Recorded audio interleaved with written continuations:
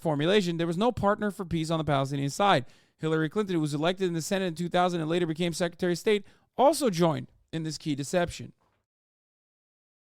Anyway, and then it gets into the Olmer offer. I'm not really interested in any of that shit. You can go read it. Maybe we'll cover it another day. Because I've covered all of this so many fucking times. But notice how long it took for me to go through step by step of and give you the briefest, most top-down, most reductive analyses of the peace process, because it takes 1 second to be like, the Palestinians were no partner in peace to Israelis. Well, for me to go through and detail the steps and tell you what it really was like takes multiple top-of-the-hour ad breaks. Multiple times. At the top of every hour, there's a 3-minute ad break.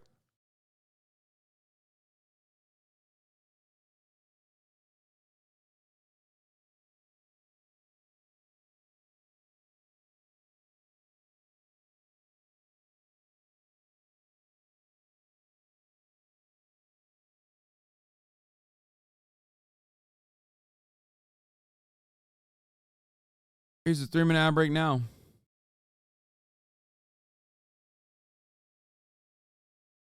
Had they not been initiated towards us, that's why we call ourselves the IDF, Israeli Defense Forces. So for us, that's our perspective.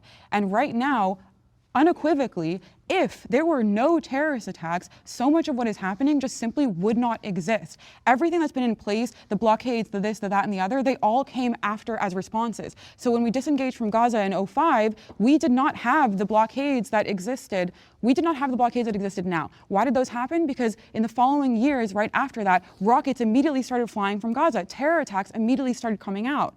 So for us, we have done, from our perspective, right? From our perspective, this is how we view it. We are constantly offering diplomatic concessions that are turned down with violence, and often with violence on some of our holiest days. So from your perspective, defending yourself, I feel very bad that this is the difference in perception, because I can understand where you're coming from in feeling frustrated that the use defense is not used in your, for you guys, for your side. And so I can understand how that would be very frustrating. But from our perspective, this is where we're coming from. Our children should not inherit this conflict.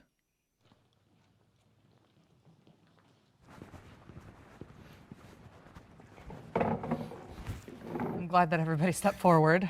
Yeah, it's crazy that she just constantly gets the last word, man.